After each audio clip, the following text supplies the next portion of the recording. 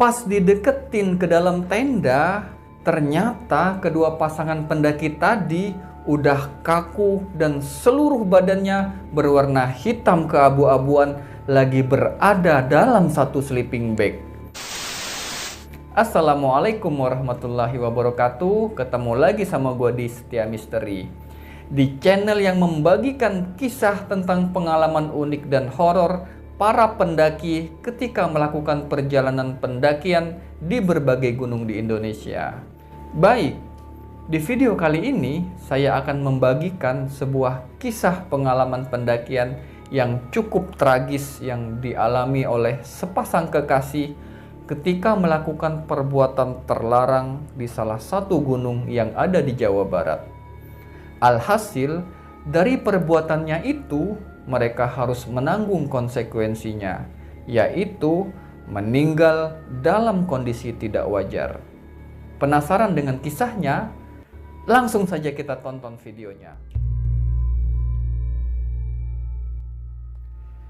Kejadian ini bermula ketika Hilda asal Bekasi bersama 4 temannya yang sudah jauh-jauh hari berencana untuk naik ke salah satu gunung yang ada di Jawa Barat tahun 2019. Sebelum berangkat naik gunung, Hilda sempat berpamitan ke ibunya.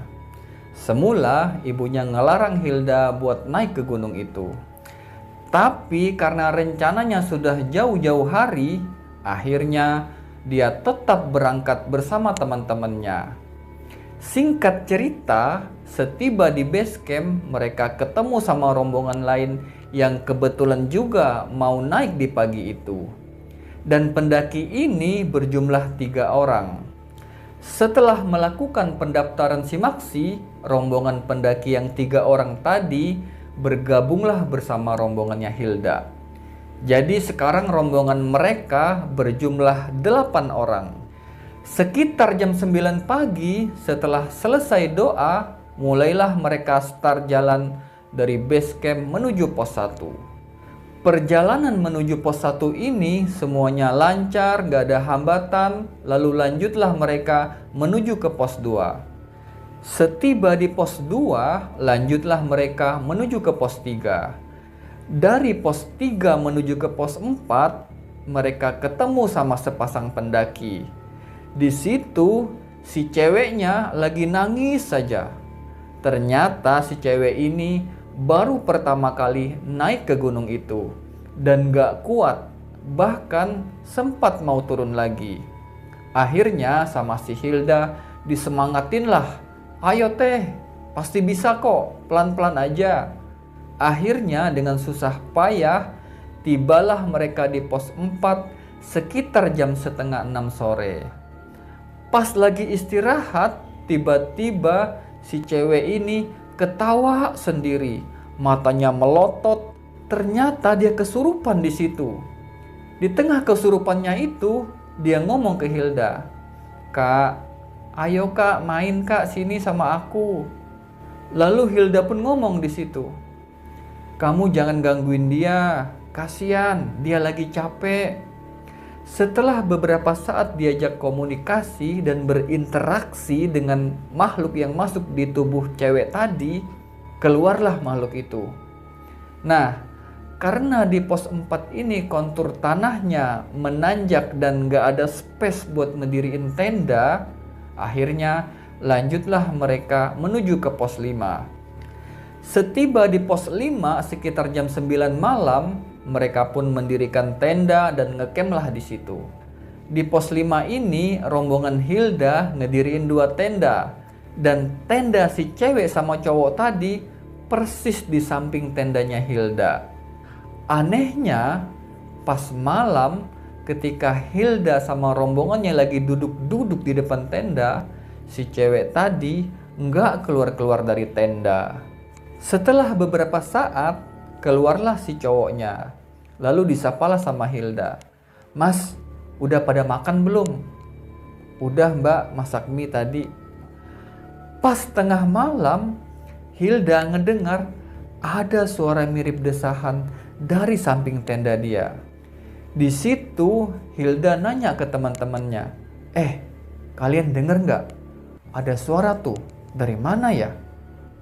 Tapi nggak mungkin lah dari sebelah, orang mereka ceweknya lagi sakit kok. Nggak lama kemudian Hilda kebelet kencing, lalu keluarlah dia buat kencing. Ternyata si cowok tadi keluar juga dari tenda, disapalah sama Hilda. Mas, si tetehnya mana? Kok nggak keluar-keluar dari tadi? Iya, dia lagi nggak enak badan. Pas paginya, sekitar jam 5:30, bangunlah Hilda sama teman-temannya buat masak, ngopi, nyantai di depan tenda. Tapi dari sebelah tenda tadi, cewek sama cowok belum keluar-keluar. Sampai jam 10 siang. Di saat matahari sudah mulai tinggi dan cuaca pun sudah mulai panas. Tapi tenda tadi nggak ada tanda-tanda kehidupan. Semula Hilda mau ngebangunin. Tapi kata teman-temannya, jangan, nggak usah, biarin.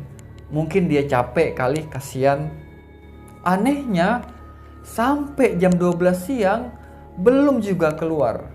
Karena secara logika, cuaca yang begitu panas, siapapun nggak akan tahan berada di dalam tenda. Akhirnya disamperinlah tenda tadi sama Hilda. Assalamualaikum, Mas, Mbak. Tapi nggak ada jawaban sama sekali. Lalu digoyang-goyanginlah tendanya.